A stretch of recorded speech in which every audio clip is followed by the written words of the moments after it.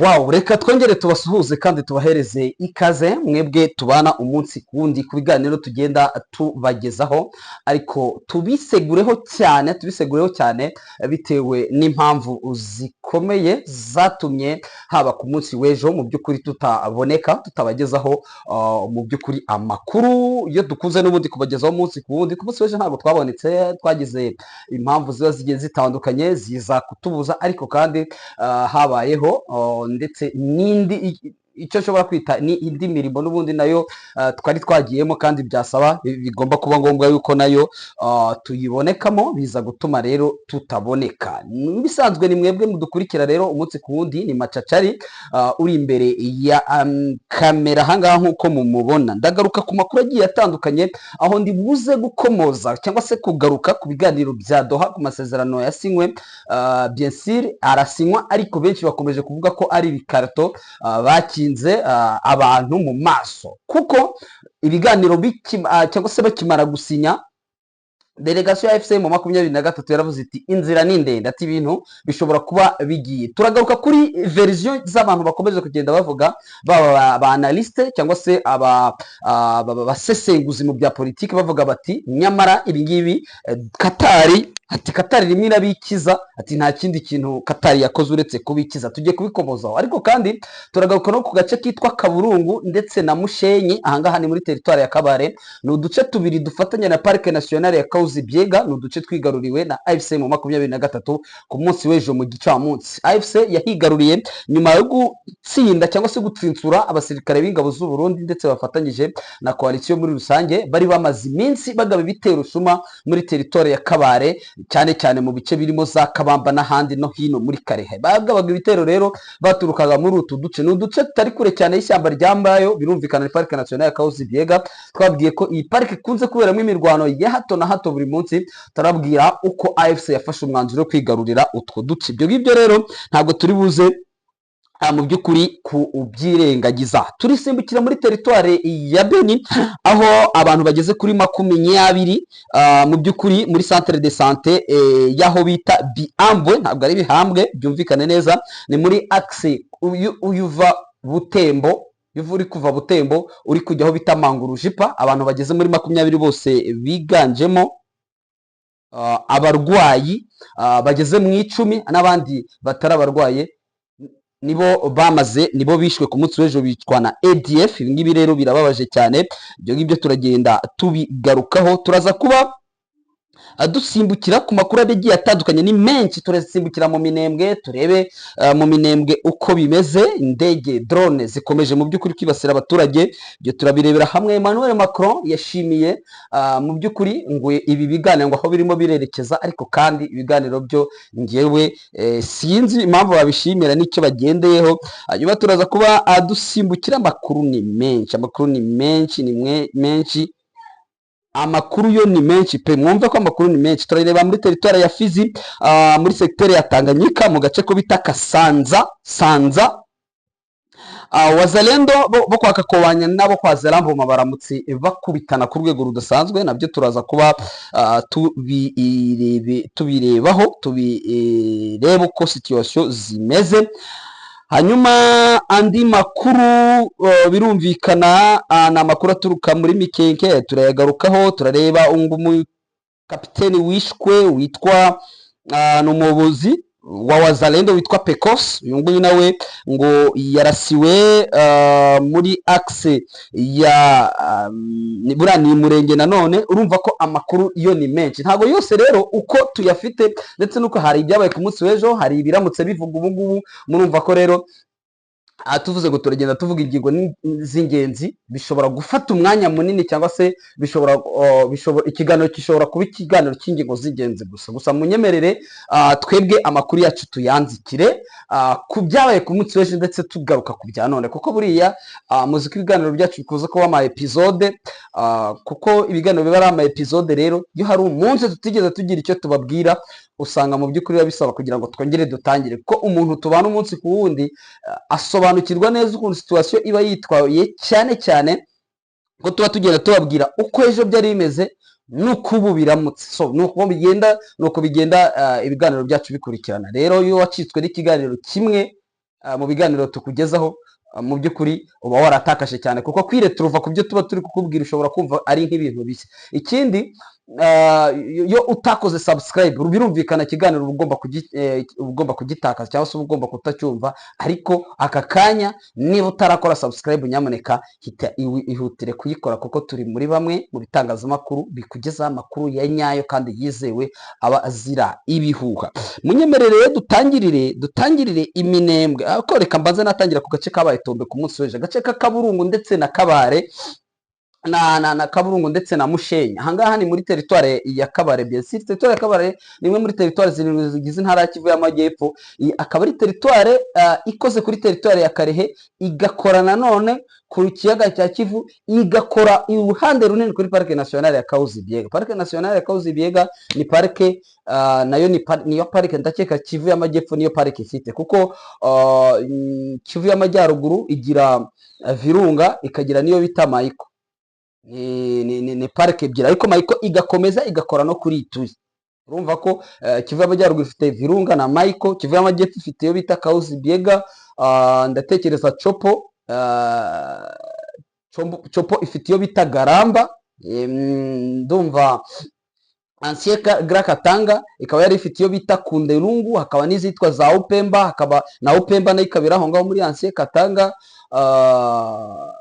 Ubwo uretse Upemba hakaba muri Equateur, hakaba cyangwa se muri zira ntara za Equateur zahoze ari Equateur ya kera, hakaba iyo bita Salonga. Urumva ni amaparike nationale menshi igihugu cya Repubulika Iharanira Demokarasi ya Kongo gifite. So rero Kahuzi-Biega nyuma y'uko ibitero byinshi byabaga hano muri Kivu y'Amajyaruguru byakundaga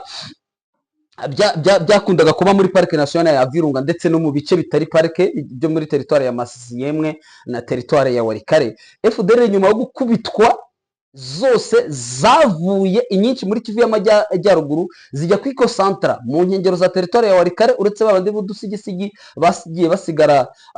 basigaye hano muri Parike Nationale ya Virunga. Abenshi bagiye muri parike ya Kahuzi-Biega, abandi bajya kuri side ya Walikale, niho bari. Abandi bakaba bakiri muri Masisi gace gatoya nako kari kuri sentire ya teritware ya Walikale. So rero ababa muri parike ya Kahuzi-Biega bararitsize, baravuga bati ahangaha nituhava tuzaba twerekeje mu bice bitagira imirire cyangwa bitagira ibyo kurya. Ni iyo winjiye muri Kivu Centrale, kubazi geography ya Repubulika Iharanira Demokarasi ya Kongo, kugera muri Kivu Centrale ubwo urumva ubusa n'uri kwerekera muri West, ubugeze ahantu hatari ibyo kurya biba bigoye cyane.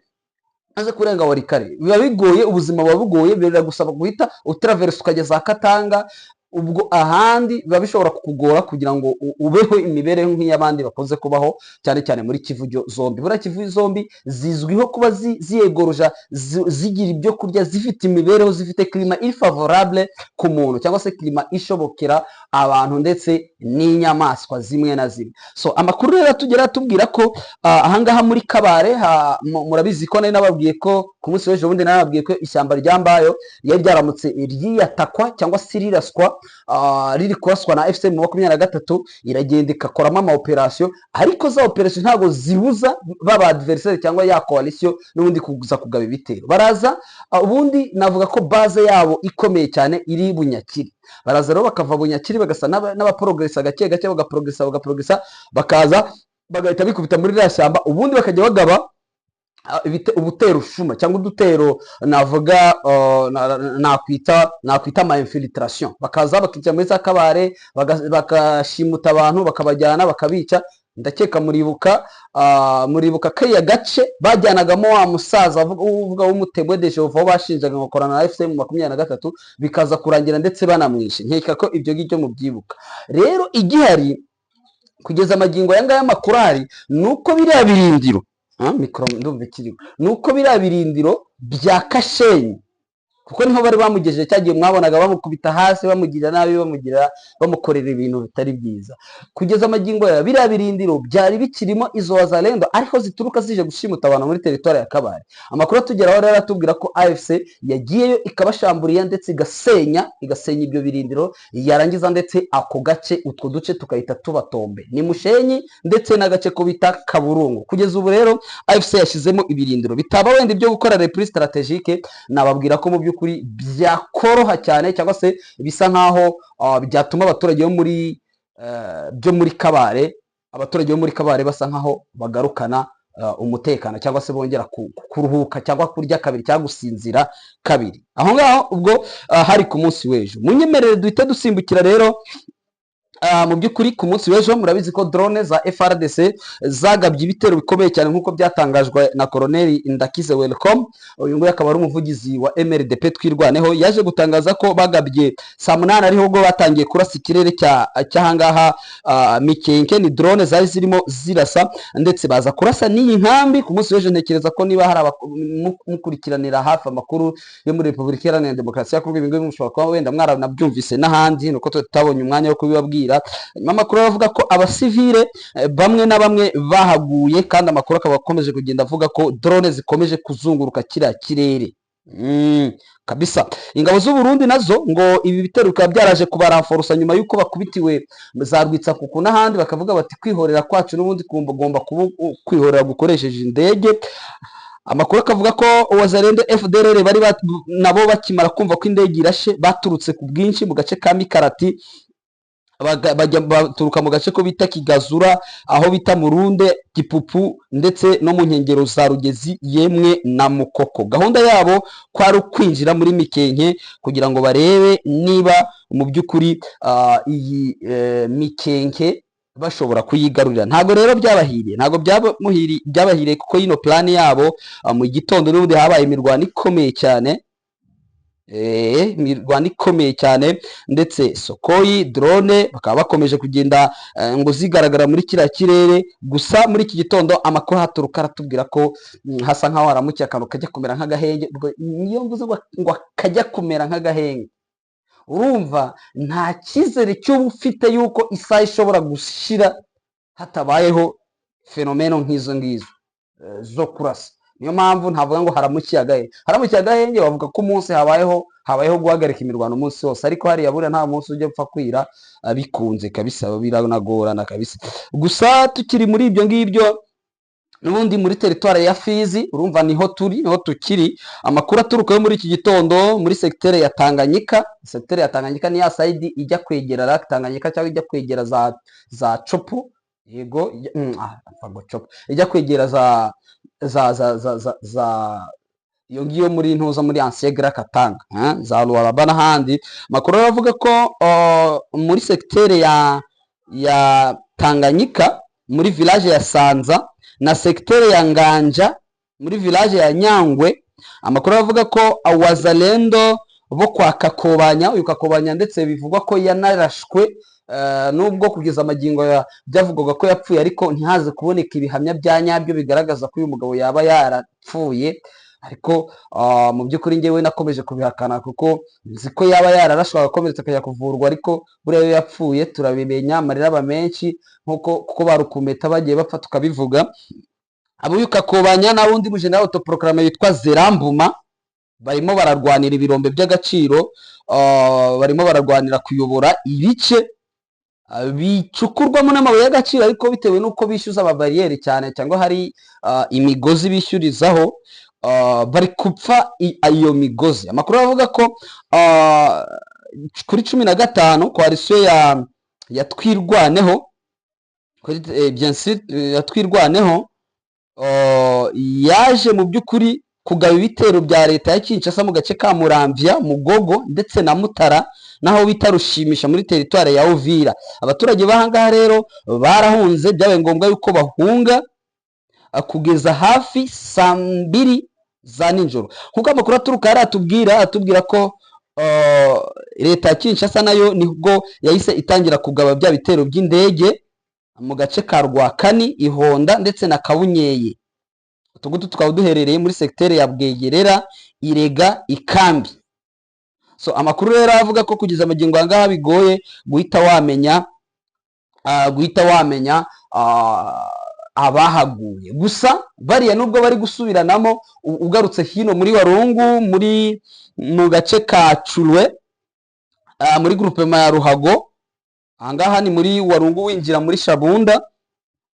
Amakuru aravuga ko Wazalendo bamaze kubarurwa bageze kuri 50, ubwo ndavuga coalition babaye neutralize cyangwa bishwe ngo kandi ngo AFC M23 ikaba yarabavanye muri Curwe ndetse muri iyi groupement ya Ruhago.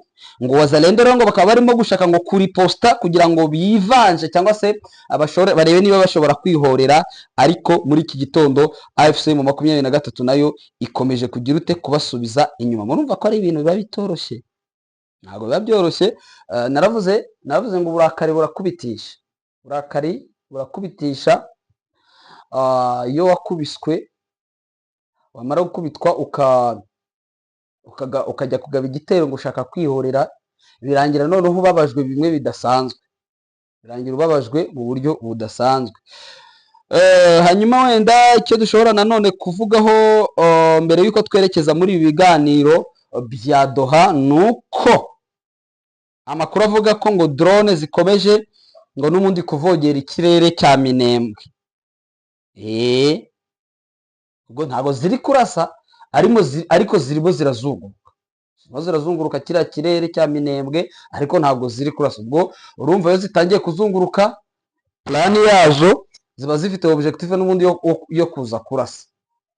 So murumva ko rero navuga ko ari ibintu bitoroshye kugeza amagingo yangaye. So baravuga bati des drones survolent actuellement dans les Minembwe et les Burundais auraient un plan pour attaquer les positions de Twirwaneho. Aujourd'hui, dimanche matin, nous en confirmons.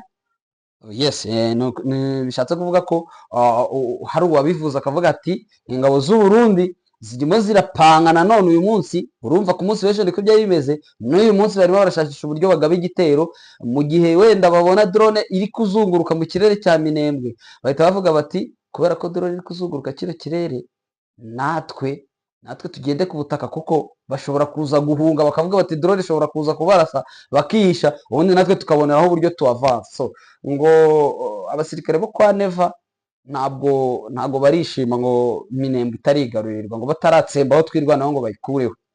So nsoza cyangwa se wenda njya kwerekera mva ku makuru wenda y'imirwano. Ubwo muri Masisi hari umutuzo, teritwari ya Rubero hari umutuzo, teritwari ya Karehe naho nuko, uretse teritwari ya Warungu mbabwiye, ndetse na hariya mu Minembwe, yemwe no muri Kabare, aho ngaho niho kugeza amagingo ayenga hatameze neza.